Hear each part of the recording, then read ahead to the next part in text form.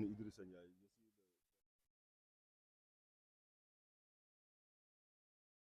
Vous savez, présentement, on est sur le front de la lutte contre la fièvre de la vallée du Rift. Avec deux sous-brigades qui sont concernées par cette lutte. C'est la sous-brigade de Rufisque avec la zone de Sangalkam et la sous-brigade de Kermassar. Parallèlement à cela, nous avons ouvert en réalité un autre front, constitué surtout par le contrôle des denrées alimentaires, avec trois problématiques qui se posent présentement avec acuité dans la région de Dakar. La première problématique, c'est la vente des conditions du moins de transport du pain au niveau de la région de Dakar. Vous savez que c'est souvent des Jakarta qui font ce transport. Vous savez aussi que c'est souvent des vélos qui font ce transport, et même des véhicules qui ne respectent pas trop les normes d'hygiène. Nous avons vraiment décidé à partir d'aujourd'hui de faire un contrôle beaucoup plus accru des conditions de transport de ce pain-là. Compte tenu même du décret 2019-2277, qui décrit un peu les conditions dans lesquelles doit s'effectuer le transport de ce pain. Mais on a vu vraiment au niveau de Dakar que les conditions de transport ne répondent pas en réalité aux normes. Donc nous avons décidé dans la région de Dakar de faire des actions allant dans le sens donc, de procéder surtout au retrait immédiat donc, des denrées de cette espèce transportées dans des conditions qui ne répondent pas aux normes. Donc la deuxième problématique qui a prévalu pour parfois à cette tournée, c'est surtout donc, le contrôle des denrées alimentaires au niveau des écoles.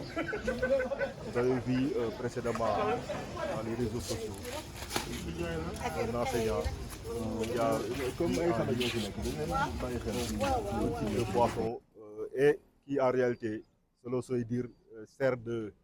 en réalité de tabac. Donc nous avons essayé un peu de vérifier tout cela sur le terrain et en même temps de faire un contrôle beaucoup plus accru des autres denrées alimentaires qui sont vendues au niveau des écoles. Et la troisième activité qu'on a menée aujourd'hui, c'est le suivi des boutiques qui avaient l'habitude de vendre autre chose que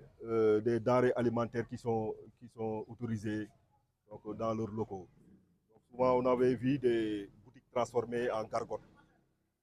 et qui utilisaient le gaz pour préparer certains mets. Donc nous avons essayé un peu de faire le suivi de cette activité parce que nous l'avons déclenché depuis le mois de septembre, mais certains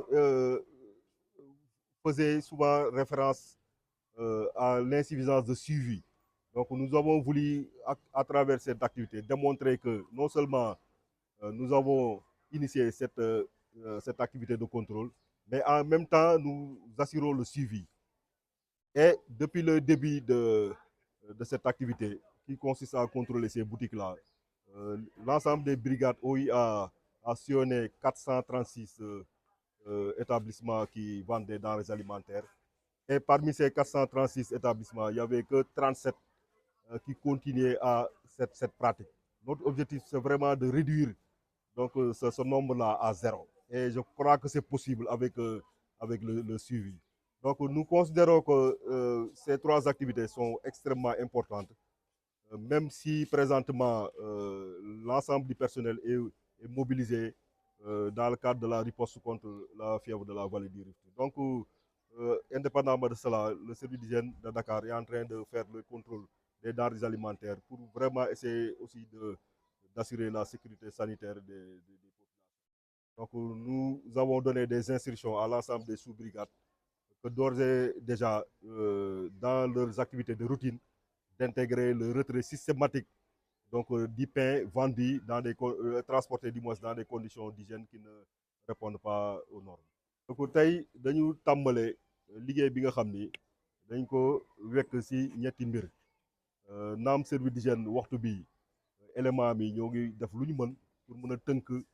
ñoo xam fièvre de la vallée du Rift boo jëlee sous-brigade bu mel ni Tëngéej ak zone Sangalkam bi boo jëlee sous-brigade bu mel ni Kër Massar ñoom ñoo ngi si liggéey boobu wante dañ ne duñu yem si loolu rek liggéey bi nga xam ne dañ koy def naka jekk si biir service d'hygiène muy saytu lekk bi loolu dañ ne buñ ko bàyyi gannaaw moo tax semaine bi dañu lancé opération yi nga xam ne dañ ko wekk si ñetti mbir yi nga xam ni dafa am ay gàllankoor si biir région de Dakar donc bu njëkk bi moom mooy anam yi nga xam ni la ñuy yóbbee mburu bi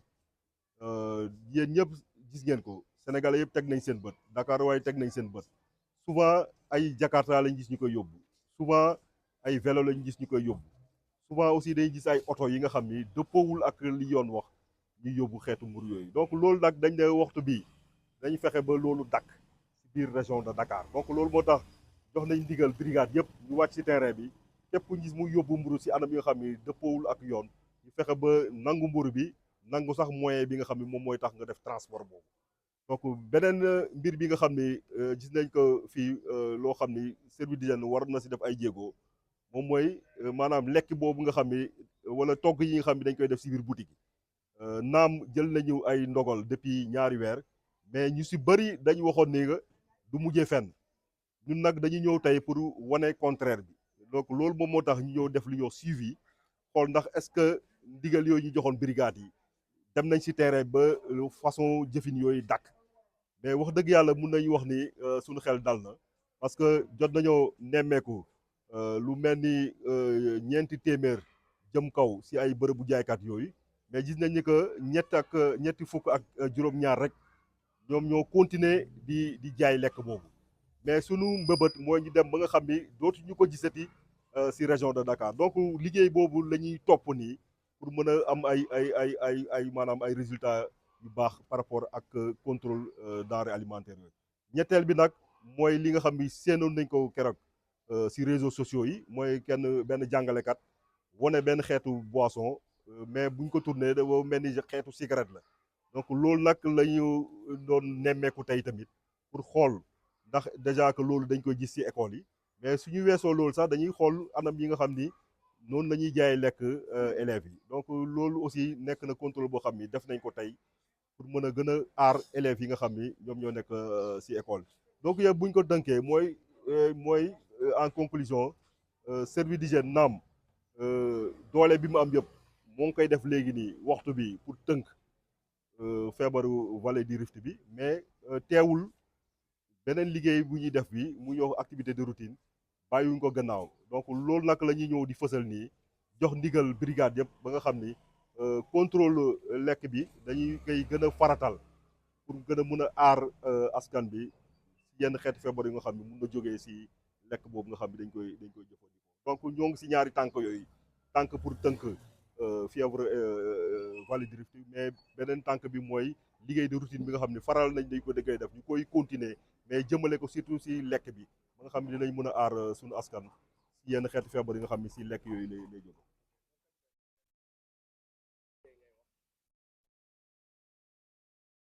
waaw Dakar nag nu mu tëddee mun nañu wax ni que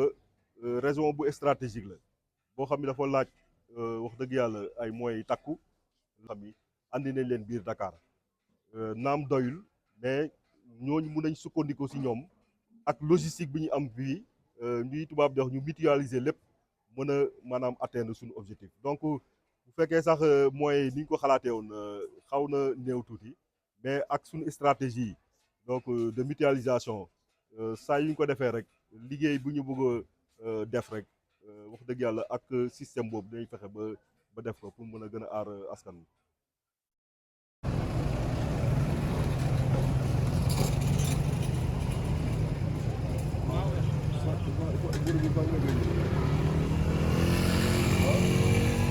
engrais baa ngi fii ci kanam.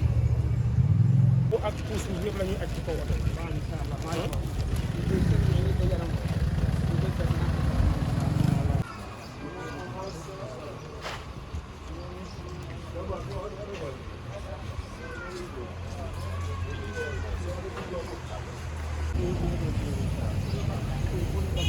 ko bàyyi fii mais lii lañu gën a recommandé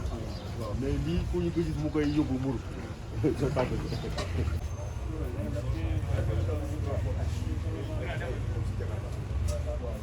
avec